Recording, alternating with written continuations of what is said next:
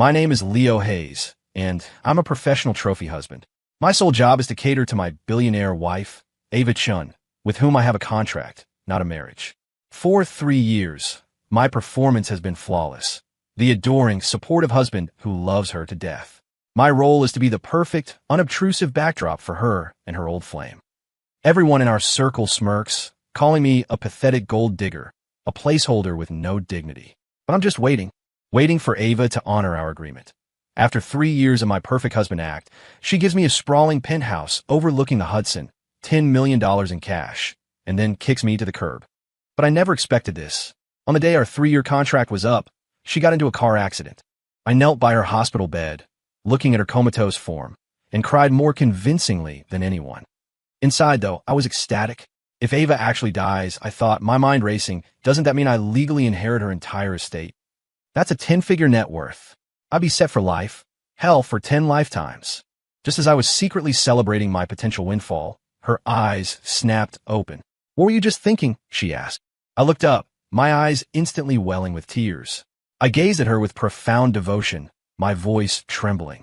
"I was thinking that if you're okay, I'd die for you in a heartbeat. I'd do anything."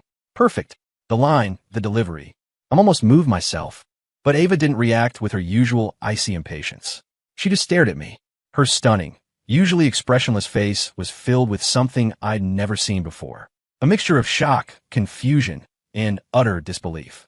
Did she lose her mind? Looking at her beautiful face, a dark premonition crept over me. Did the crash scramble her brains? She was staring at me so intently it was starting to freak me out. "What are you looking at? Never seen an Oscar-worthy performance before?" I grumbled internally. Just as I was wondering if she was seriously brain damaged, Caleb Reed couldn't stay quiet any longer. Dressed in a crisp white suit, he leaned in, his tone a perfect blend of concern and accusation. "Leo, what is up? Ava just woke up. Are you trying to upset her? You should apologize right now." See? The guy's a master of the backhanded compliment, subtly painting me as the villain. Normally, Ava would have seized the opportunity to tear into me. But today, she just waved a dismissive hand, her eyes never leaving my face. After Ava was discharged, the atmosphere at our penthouse became deeply weird. She was no longer cold as ice, but she wasn't exactly warm either. Mostly, she just watched me with an intensity that made my skin crawl. "Lady, if you keep looking at me like that, I'm going to start thinking you have a secret crush on me. This is creepy as hell." Every day, under that bizarre scrutiny, I diligently continued my role as the devoted husband. One afternoon, I was in the living room playing Call of Duty with a sheet mask on when Caleb showed up with a fruit basket. "Leo, how's Ava feeling?" "I just wanted to stop by and see her," he asked with that polished, gentle voice of his, though his eyes were scanning me like a radar, lingering on the 24-karat gold mask on my face. "Still looking? Jealous? This is part of the job description, buddy. It's called professional upkeep." I grumbled to myself while immediately plastering on a warm smile and pulling off the mask. "Caleb, that's so thoughtful of you. Ava's in her study. Please have a seat." Ava emerged from the study at the sound of his voice. Caleb instantly puffed up like a peacock, rushing over to her. "Ava, how are you feeling today? I brought you some imported fruit." As they started their little ritual, oblivious to my presence, I tactfully started to head upstairs. "Leo, don't go," Caleb called out, his gaze landing precisely on my wrist. "That's a beautiful watch. Was it a gift from Ava?" My stomach dropped. The watch was from Ava's father. He'd never given me the time of day, but the watch was a limited edition Patek Philippe, worth well into 7 figures. Are you kidding me? It would be a cold day in hell before Ava bought me something this nice. The stock market would have to hit 100,000 first. Oh, here we go. The classic setup. He's going to ask to see it, then accidentally drop it, then offer a tearful apology. It makes me look like a materialistic brat, makes him look innocent, and then Ava has to comfort him. I bet $1,000 the script goes exactly like this. My mind was already playing out the scene. I gave a shy smile. It was from Dad. "Wow, he really spoils you," Caleb said, his eyes wide with feigned envy. Then he asked cautiously, "Leo, could I take a closer look? I'm a bit of a watch aficionado myself." He looked so earnest and eager that refusing would have made me look petty. I glanced at Ava. She was leaning against the sofa, her expression unreadable. No help coming from that direction. "Fine. You're the main characters." I forced myself to start unclasping the watch band. "Sure. Of course." Just as the watch was about to leave my wrist, Caleb let out a sudden "oh" and stumbled, lurching right into me. Crack! The sharp sound of shattering glass echoed through the silent living room. The magnificent watch lay on the polished marble floor, its face completely destroyed. There goes my 7 figures. No, wait, it's a Chun family heirloom. Caleb's reaction was faster than mine. He immediately knelt, his voice filled with remorse. I'm so sorry. Leo, I'm so sorry. It's all my fault. I lost my balance. Something so valuable. He looked so heartbroken you'd think it was his own heart shattered on the floor, not the watch. I stood there, frozen, my face pale, my eyes filling with tears on cue. The perfect portrayal of a kept man, shocked and devastated, but too afraid to get angry. Not bad, dude. With acting skills like that, you're wasting your time here. You should be in Hollywood. Okay, the ball's in Ava's court now. According to the script, she should rush over, help up her darling Caleb, and then turn on me with an icy glare, saying, it's just a watch. How could it be more important than Caleb? I looked at Ava, half expecting her to deliver the final, crushing blow. But Ava didn't move. She didn't even glance at Caleb, who was still kneeling in a puddle of his own fake guilt, nor at the pile of broken parts on the floor. Her gaze was fixed directly on my face, and in her eyes, there was a flicker of scrutiny and annoyance. What was she annoyed about? That I wasn't immediately starting a screaming match with Caleb. What are you looking at me for? Look at your old flame. He's waiting for you to comfort him. Why aren't you following the script? Next, he's supposed to say I'll pay for it, then take off his own watch to humiliate me. Countdown starts. 5, 4, 3. Leo, I'm truly sorry, Caleb said, right on cue, lifting his guilt-ridden eyes. He sighed dramatically as he took off his own Vacheron Constantine. I know this one isn't as valuable as yours, but it's my favorite. Please take it. Otherwise, I'll never forgive myself. He held the watch out, looking pitifully at me. Then at Ava. The room was dead silent. Just when I thought Ava would push me to graciously accept, she finally spoke. That won't be necessary. 3 words. Caleb's expression froze. The gesture suspended in midair. Ava slowly stood up and walked toward us. She looked down at Caleb, her eyes completely devoid of warmth. The housekeeper just mopped. The floor's a little slippery. Be more careful next time. She paused, then turned toward the hall. Maria, show Mr. Read out. Caleb's face went from apologetic to utterly stunned, the color draining from his cheeks. I was stunned too. What? What was this? She didn't comfort Caleb. She didn't blame me. She just kicked him out. As Maria escorted Caleb to the door, he shot me a look that could kill. The living room was silent again, occupied only by me, Ava, and the wreckage on the floor. She looked at me with that same indecipherable expression. For the first time, a genuine sense of panic fluttered in my chest. This woman, who I thought I had completely figured out, had suddenly become a stranger. Something, somewhere, had fundamentally changed. After Caleb was shown the door, I cautiously knelt and began picking up the pieces of the watch. I kept my head down, not daring to look at Ava, but my mind was a chaotic mess. What the hell is wrong with her today? Instead of defending her precious Caleb and tearing me down, she kicked him out? Could it be a pang of conscience? No way. She fed her conscience to the stray dogs years ago. I get it. She must have thought Caleb's acting was so bad it was embarrassing. Yeah, that has to be it. My heart aches for my father-in-law's watch. That thing was worth a couple of sports cars, and now it's junk. If the old man finds out, he'll have my hide. Nope, I'm not taking the fall for this. While my mind was scheming up ways to deflect blame, I spoke in the most heartbroken tone I could muster. Ava, I'm so sorry. It's my fault. I should have held on tighter. If your father asks. It's just a watch. Ava cut me off, her voice flat. I looked up and met her deep, unreadable eyes. She had repeated the exact line I had scripted for her in my head, but the tone, the context, it was all wrong. There was no comfort, no defense of Caleb, only a chilling, unnerving calm. Don't worry about it. I'll handle it. With that, she turned and went back into her study, closing the door with a soft click. I remained frozen, staring at the closed door, the feeling of unease growing stronger. Her reaction was completely off script. In the days that followed, Ava grew even more withdrawn. She stopped giving me those strange looks, but the tension in the penthouse was thicker than ever. She would lock herself in her study for hours on end. I was perfectly happy with the peace and quiet. I spent my days at the gym, playing video games, and counting down the days until the contract expired. My mood was soaring. One night, I was humming to myself as I walked out of the bathroom. I passed the study and noticed the door was slightly ajar, a sliver of light spilling into the hallway.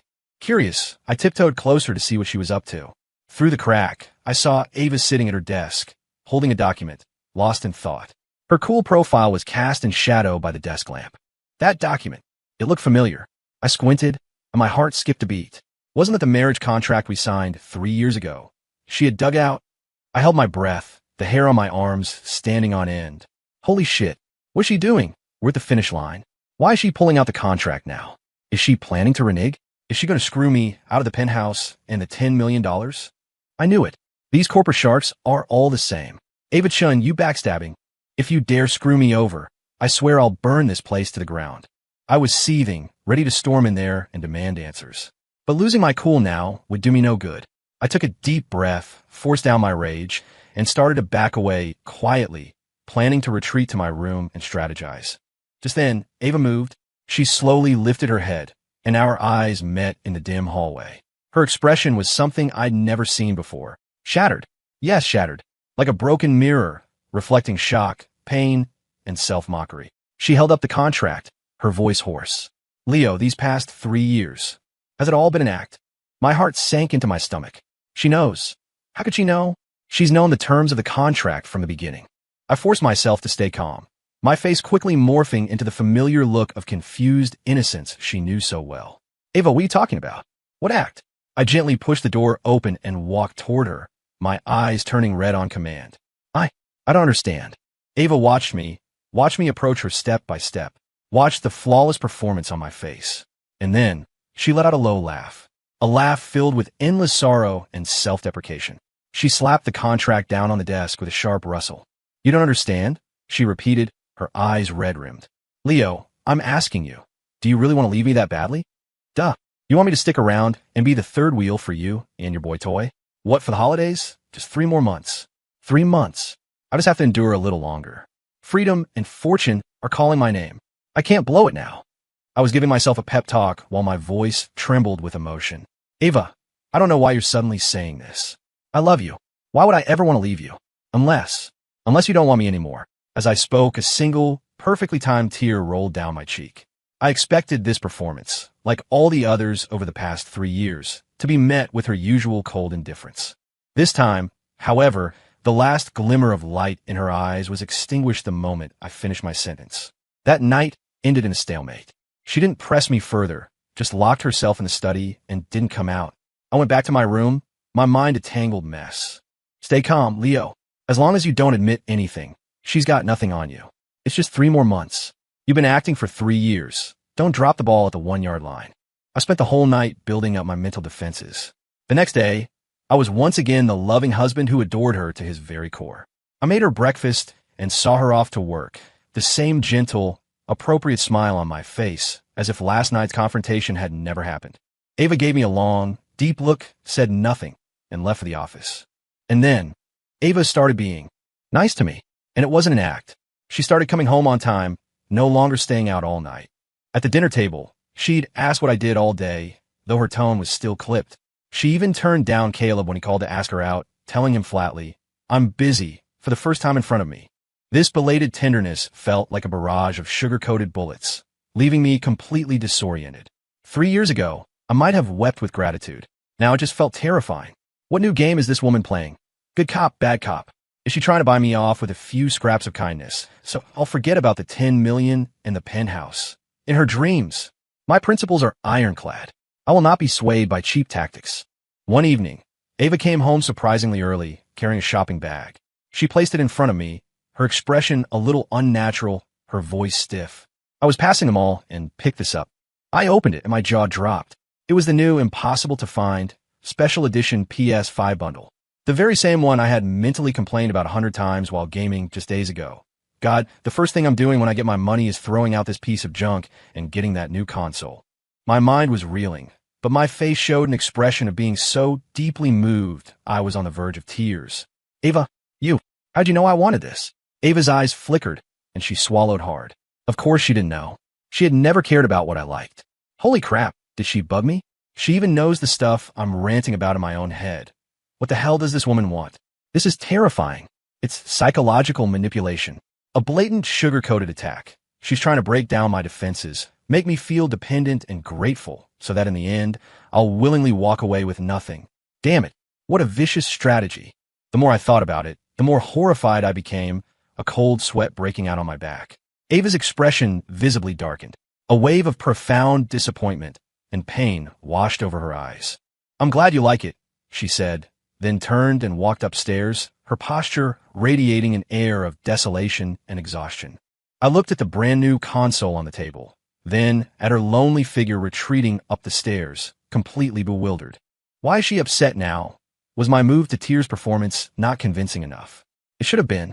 My micro-expressions and tear ducts were perfectly calibrated to mimic the classic reactions of a romantic drama lead.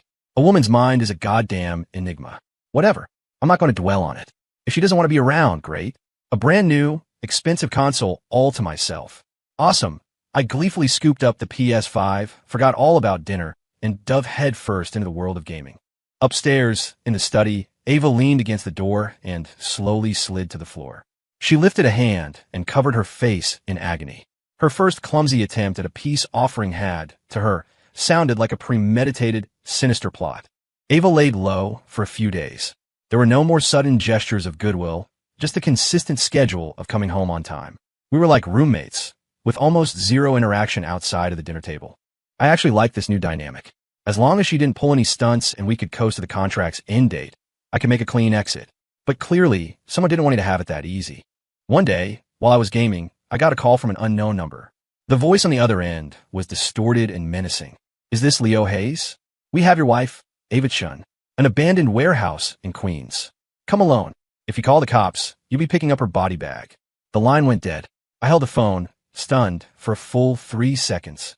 A kidnapping? Are you serious? This is a plot from a cheesy romance novel. I can't believe this is happening in real life.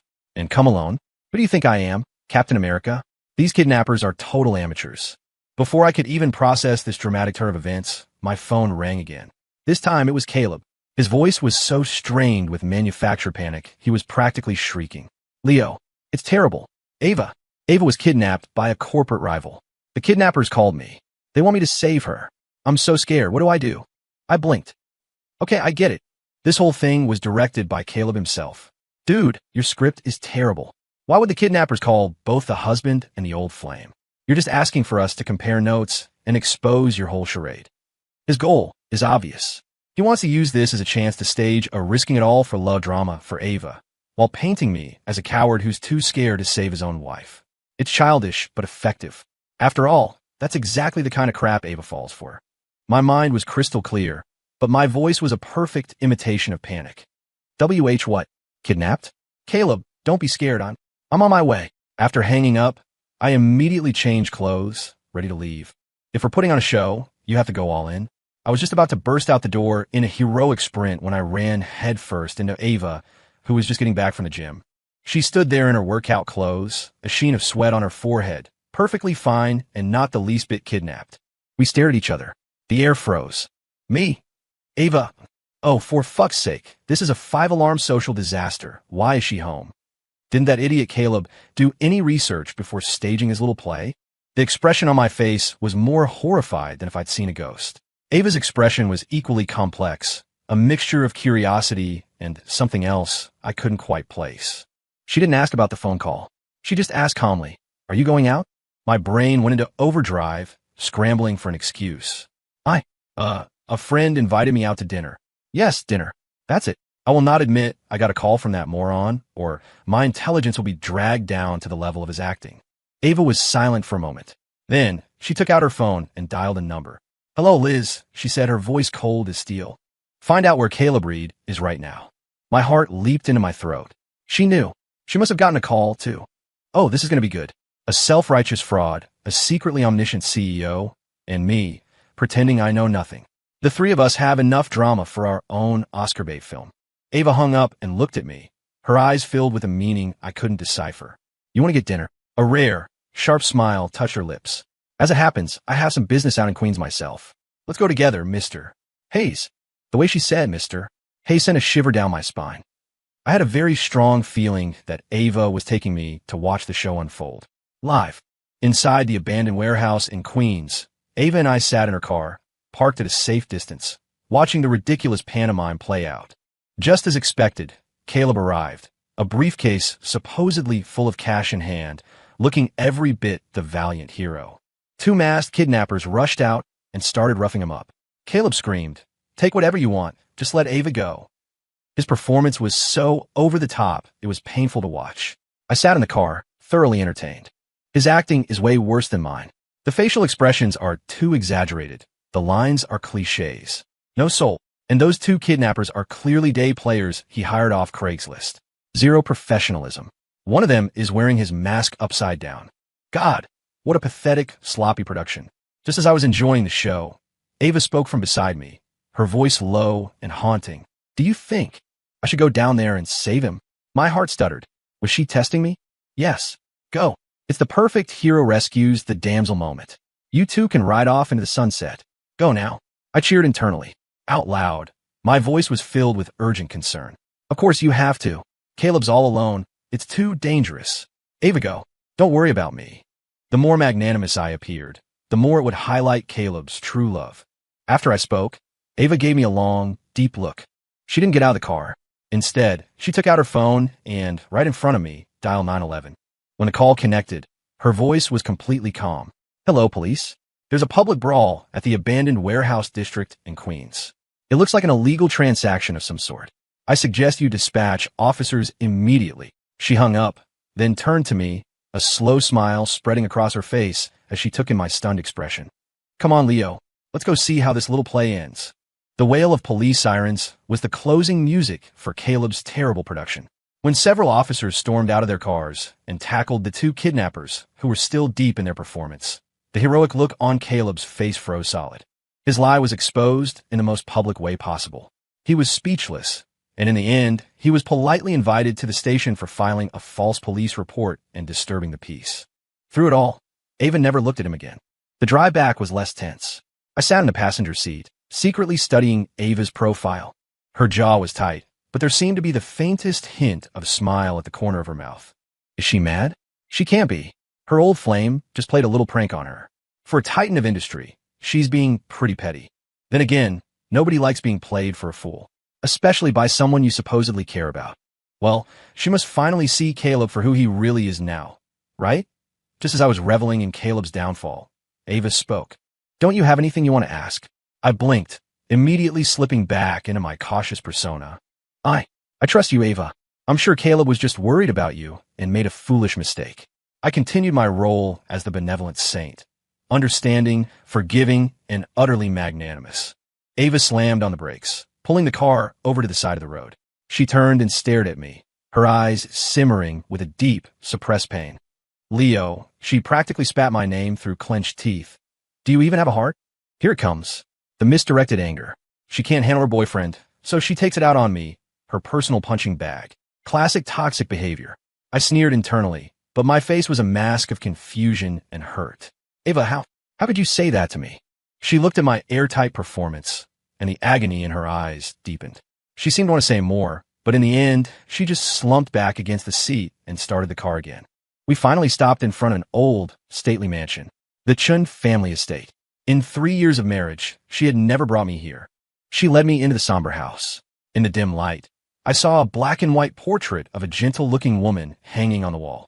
"Do you think I'm pathetic?" she asked, her back to me as she stood before the portrait, her voice laced with self-mockery. Her body stiffened. She turned to face me, her eyes holding a vulnerability I'd never seen before. "My father died when I was young. My mother raised me and ran this entire company on her own. She was tough. She never allowed me to be weak. Caleb came into my life during my most rebellious phase. He was gentle, like the idealized father I never had. My mind reeled. Holy shit, what a bombshell. Daddy issues. I was never in love with him," Ava said softly. "He was just an emotional anchor. When I looked at him, I saw a version of myself that was allowed to be weak, allowed to make mistakes. That's why I've always indulged him." I stared at her dumbfounded. So, to her, Caleb was just a stand-in, a psychological projection of her missing father and a softer past. Jesus, this is more screwed up than a soap opera.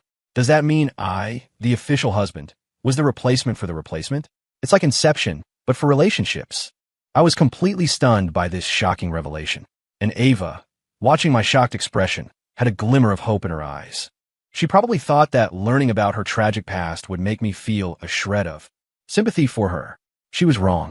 All I could think was, the saying, pitiable people have their detestable side, was practically written for you, Ava.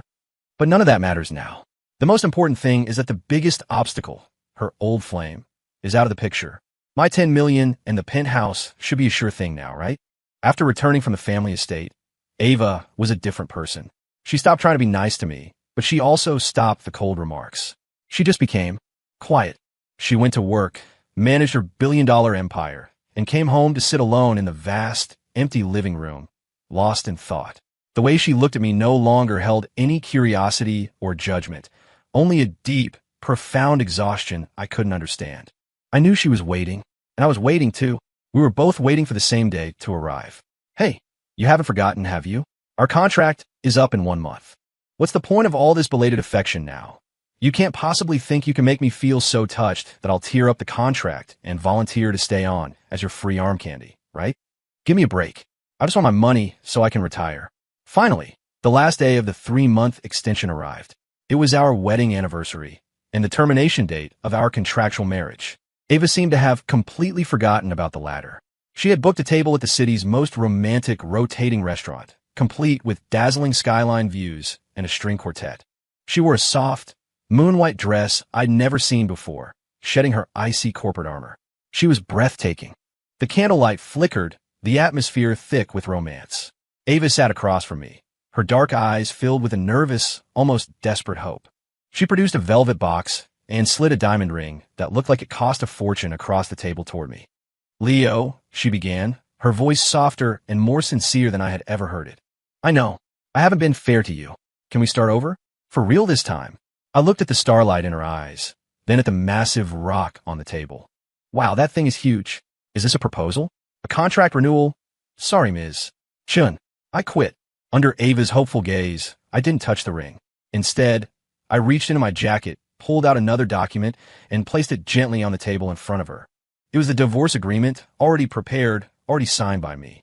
Ava, I said, looking up with the first genuine, relieved smile I'd shown her in 3 years. Happy 3rd anniversary. And here's to a happy divorce. The warmth and hope on Ava's face shattered. What? What is this? It's exactly what it looks like, I said, my tone light and breezy. Our contract is up today. And you know what? You can keep the penthouse and the money. I just want to get the paperwork done and get my freedom back. I didn't even want the money anymore. I just wanted to escape this woman, who was becoming more unpredictable and strange by the day. Why? Her eyes were red as she grabbed my wrist, her grip like iron. What did I do wrong? I'll give you anything you want. Why are you doing this? Lady, have you been playing the domineering CEO for so long you've forgotten how to be a real person? I looked at her pain, desperate expression, and felt nothing but a cold sense of amusement. Whereas all this passion for the last 3 years? You think a month of trying can erase 3 years of cold shoulders and emotional neglect? I was done playing games. I calmly pulled my hand away. Ava, stop making a scene. This was always a business transaction. And now, the transaction is over. My words struck her like a physical blow. She stared at me, the light in her eyes cracking, fading, until nothing was left but a dead, empty void. The romantic music from a string quartet played on, a painfully ironic soundtrack to our dissolution. Transaction over? She suddenly laughed, a sound more painful than a sob. Leo, who gave you the right to say it's over? She stood and walked toward me, her beautiful eyes burning with a wild, desperate fire I'd never seen before. I got rid of Caleb for you. I tried to learn how to be a good wife. Why? Why couldn't you just turn around and look at me? She screamed. I just stared back at her coolly and stated a simple fact. Ava, I don't love you. I never have. That sentence was the final straw. All the fight went out of her. Her hand, still gripping my arm, began to tremble uncontrollably. Then, she laughed again, tears streaming down her face. Heh, so that's how it is. She stumbled backward. And then she said it. Leo, I can't hear you, since the car accident. Every single thought in your head. I can hear it, she said. What? She can hear me. My first reaction wasn't fear. It was disbelief. Is this some kind of joke? Mind reading?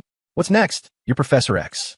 Is this some new, twisted psychological tactic to make me lose my mind? I stared at her, searching her face for any sign of a lie. There was none. Her expression was one of complete and utter devastation. My heart began to pound against my ribs, hard and fast. An absurd, terrifying thought clawed its way up from the darkest corner of my mind. No, no way. Absolutely impossible. I screamed at myself internally, but at the same time, an idea for a test popped into my head, completely unbidden. If you can really hear me, I thought, like a gambler betting his last shred of sanity. Then, raise your right hand and touch your left earlobe. The thought had barely formed in my mind. The next second, under my horrified gaze, Ava's hand, the one wearing the expensive watch, trembled as it slowly rose. Her fingertips gently, deliberately, touched her left earlobe. Boom! The last thread of my sanity snapped. The world tilted and spun around me. It was real. It was actually real. Countless moments, countless bizarre reactions that I had dismissed, now rushed back into my memory, connecting into a single, horrifying truth that chilled me to the bone. At the hospital, why she looked like she'd seen a ghost after I said I'd die for her. Because she'd heard me thinking, why don't you just die? The shattered watch. Why she didn't blame Caleb, but instead looked at me with such annoyance. Because she had heard my entire play-by-play of his pathetic scheme. The PS5, the botched kidnapping. All my performances, she saw right through them. All my cynical commentary, she heard every word. All this time, I was the one who was the clueless clown. Leo, her voice was choked with tears, but eerily calm. There are no more secrets now. Is there anything else you'd like to say to me? Say to her? What could I possibly say? My mind was a dead, silent blank. I opened my mouth, but no sound came out. I looked at her, this woman I had been mentally torturing for months. This lunatic who knew every dark corner of my mind and still, somehow, wanted to save us. Seeing my silence, Ava took a step forward, a tiny, fragile spark of hope reigniting in her eyes. Leo, there are no secrets between us anymore, right? She ventured, her voice shaking. We can start over. I can. Start over. I cut her off, the idea so absurd it was laughable. How do we start over? On the foundation that you can permanently hear my thoughts. I took a step toward her, closing the distance, for the first time speaking to her as an equal, even with a sense of menace. Ava, have you ever stopped to think what this ability of yours means for me? Her face paled. It means I will never have a moment of peace. It means that even having a private thought is a betrayal to you. It means I've escaped a prison where I had to act, only to be thrown into a much more advanced prison where my very thoughts are monitored. My words were knives, slicing through her last illusions, while my inner thoughts were the executioner's blade. Every word I say will be subject to your approval. Every thought that crosses my mind will be inspected by you. If I'm happy, you'll judge the reason for my happiness. If I'm sad, you'll spy on the source of my sorrow. Ava, that's not love. That's the most sophisticated form of psychological torture imaginable. My thoughts smashed the last of her hope to pieces. She let her arms fall limp at her sides and covered her face in agony. She was right.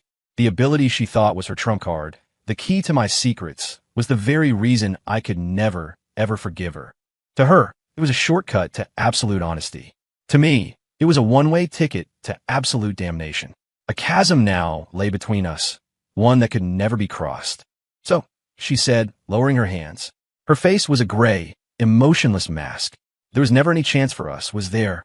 No, I replied, without a hint of hesitation. This farce was over. 1 month later, I stood outside City Hall, holding a crisp, new certificate of divorce. Ava stood across from me. In just 1 month, she had become frighteningly thin. The powerful, untouchable queen was gone, replaced by a woman consumed by exhaustion and despair. She gave me one last look, her lips parting as if to say something. I didn't give her the chance. I turned, got into a waiting Uber, and didn't look back. In the rearview mirror, her figure grew smaller and smaller, until she was just a tiny, insignificant black dot against the city skyline. 1 year later, I bought a white villa with a pool on the coast of the Aegean Sea. A friend came to visit and, over drinks, mentioned Ava. He said she was more successful than ever, and even more ruthless. A true legend in the business world. But she never dated anyone again. She was always alone, the silent ruler of a hollow empire, an island unto herself. Everyone said Ava Chun had become a machine, incapable of feeling. I was sipping an iced lemonade, sunglasses on, and just smiled faintly. Had she gone crazy? Maybe. But what did that have to do with me?